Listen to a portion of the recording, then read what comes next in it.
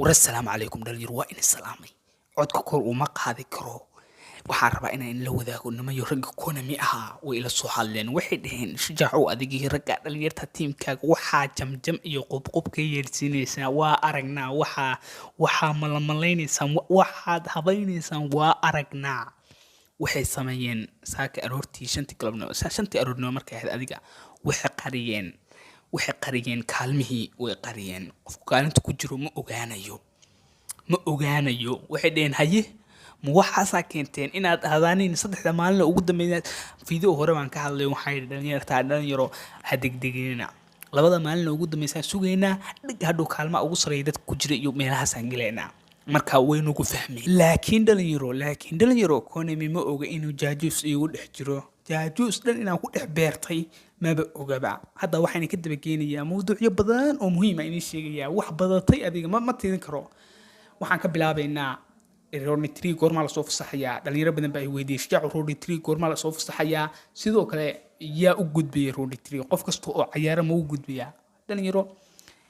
gudaha hadda u galno kuna meelkaas ku sheegaysa kulada Ronitri top players ayaan xulanaynaa iyaga xulanaya laacibiinta ugu fiican marka adiga wax ka daweyn ma qof kasta uu ma gudbayo Ronitri iyaga top players ka xulanaya ama dadka ugu fiican bay xulanayaan marka midaas waa inaa fahantaaniin Ronitri wuxuu bilaabanayaa insha Allah khamiista ayuu bilaabanayaa khamiista maahan 18 bisha jimcada jimcadu bilaabanayaa okay jimcadu bilaabanayaa midna waa ina ogaataan dhalinyaro maalinta khamiista waa leen ka qaadaya 17 bisha waa leen ka qaadaya labadaas waa ina hadda wixii ciyaadaan koodka kooniso ku jirana waa ina kala baxdaan meesha waa ina ciyaadaan wixii hadda kala tuurataaneen dhalinyaro badan baa wax leen shajaaco oo halka 6 beri baa ku qoran seen loo ka qaadaya khamiista nimayo 6 beri waa adiga labadaas laga gudaha u soo gal labadaas hadda arkaysaan baa leen ka qaadaya maalinta khamiista laakiin tana ini olaanaysa tana 3 maalin oo kale si olaanaysa oo Ronitri-ga ah inta jimcada bilaamatay adiga 3 maalin oo kale si olaanaysa ila 21 bisha marka maxaa in ka rabaa dhalinyaro marka inaad wixii hadda kala tuurataaniin marka qarankee qaadanayna qaranka kuwaadna iyo kaalinta kuwaad kale hatta ba inii sheegaya Faransa waa la tagay 12 milyan buu marayay markii ugu dambeysay oo la xiraayay kaalinta kuwaad Faransiiska galay kaalinta labaad Argentina baa galeysaba haddaan in sheegay Argentina inna kama qaadayso kaalinta ilaa waajib ay ku jirtay ilaa markii kaalinta labaad Argentina baa haysanaysa labadaas ugu sareyn doona saas leeyahay anin wax ku kalsoonaa waliba Faransiiska kaalinta kuwaad iyaga ku dhigan marka niyo dhibaatada jira waxay tahay Faransiiski waa la isku fahmay ma garateen dadka oo dhan Faransiis markay arkeen iyadoo iska cararayso gool badatay iska dhalinaysa dadka dhan baa galgalay marka haddaadan wali hadda gelin kaalinta 15aad eego oo kaalinta 15aad Sacuudiga waa laga saari laayay ilaa waagi ilaa hadda ku jira waa laga saari laayay kaalinta 10aad Japan waa laga saari laayay ilaa waagi ilaa hadda ku jira waa laga saari laayay ma garateen marka kaalinta 10aad Japan baa ku jiday ilaa muddo ku jiday hadda kama mid adiga kaalinta ilaa hadda way ku jiday